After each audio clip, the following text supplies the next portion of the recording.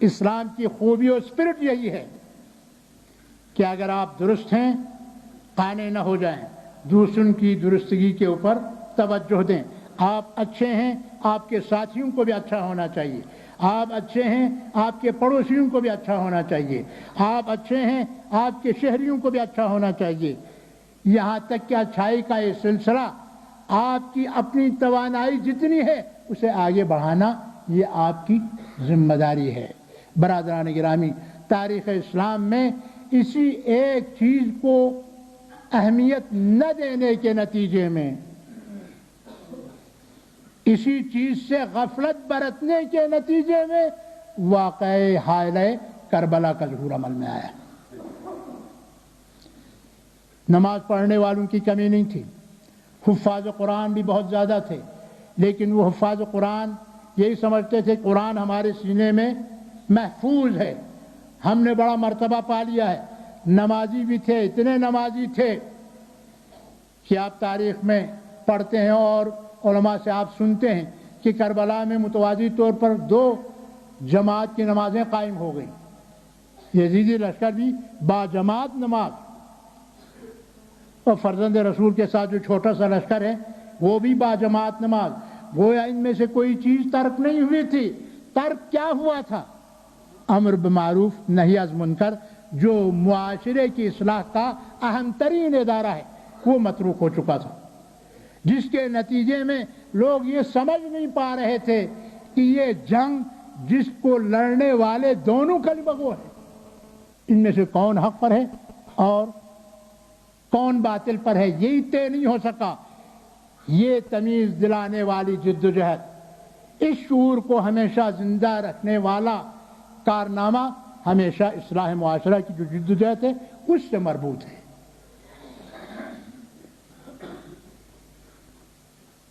تو حضرت سید الشہداء نے جو کارنامہ انجام دیا آپ بار بار سنتے آئے ہیں. آپ مدینہ سے نکلتے ہوئے یہی اعلان کر کے نکلے تھے کہ میں مملکت کے حصول کے لیے نہیں جا رہا ہوں، سلطنت کے حصول کے لیے نہیں جا رہا ہوں، بلکہ اريد ان آمر بالمعروف وانہی عن المنکر. میں امر بالمعروف کرنا چاہتا ہوں، نہی از منکر کرنا چاہتا ہوں. امر بالمعروف کیا، نہی از منکر کیا، اور اس شان سے کیا، اس شان سے کیا کہ ملائکہ مقربین حیرت میں آ گئے. یہ میرا جملہ نہیں ہے، بلکہ آخری امام زیارت ناہیہ میں یہی فرماتے ہیں کہ میرے جد امجد لقد تعجبت علی صبرک ملائکۃ المقربین. میرے بابا حسین، آپ نے صبر کا وہ مقام دکھایا کہ ملائکہ بھی حیرت میں آ گئے، ملائکہ کو بھی تعجب ہوا. برادران گرامی، ملائکہ کو کیا صرف ایک مرحلے پر تعجب ہوا ہوگا؟ نہیں، ایک مرحلے پر تعجب ہوا ہوگا اور اس کے بعد قدم بقدم اس تعجب میں اضافہ ہوتا گیا ہوگا، حیرت میں اضافہ ہوتا گیا ہوگا. سب سے پہلی حیرت جو ملائکہ کو ہوئی ہوگی وہ اس بات پر ہوئی ہوگی کہ حسین فرزند رسول ہیں.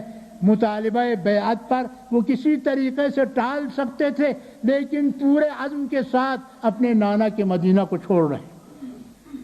اس پر حیرت ہوئی ہوگی.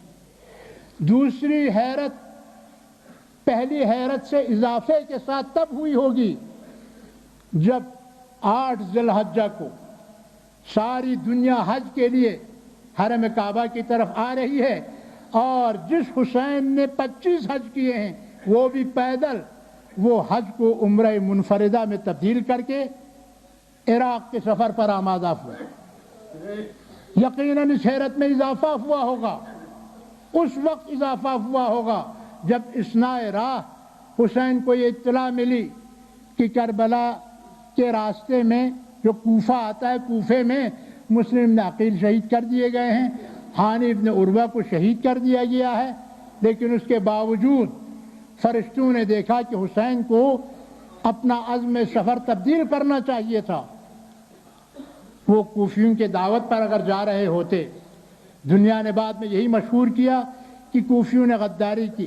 کوفیوں نے غداری یقیناً کی، لیکن وہ حسین کو دھوکہ نہیں دے سکتے تھے. حسین کو معلوم تھا کہ آنے والے واقعات کیا ہیں.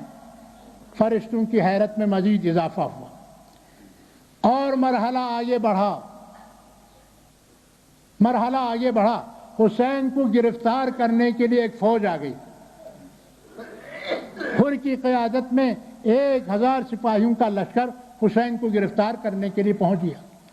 معلوم ہے حسین کو کہ یہ فوج مجھے گرفتار کرے گی، میری نقل و حرکت پر پابندی لگائے گی اور اس کے نتیجے میں ایک خون آشام واقعہ رونما ہوگا.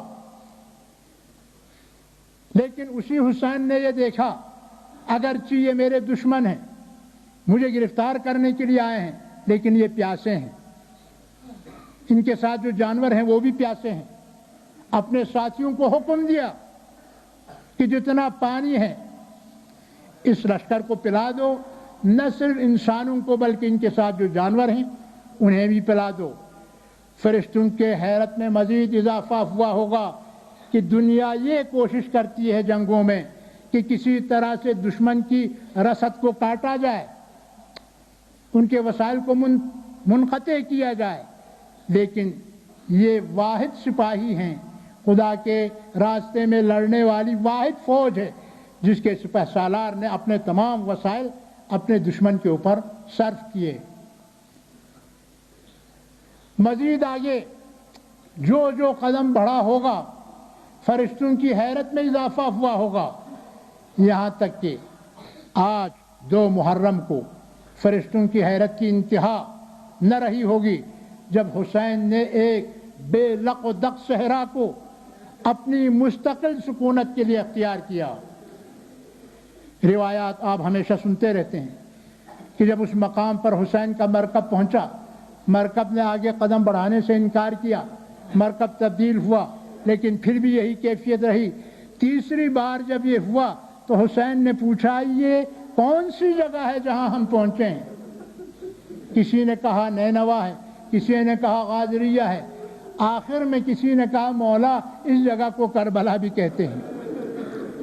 حسین گھوڑے سے اترے، ایک مٹھی خاک اٹھائی، اسے سونگھا اور سونگتے ہی آسمان کی طرف رخ کر کے یہ کہا انا للہ و انا الیہ راجعون.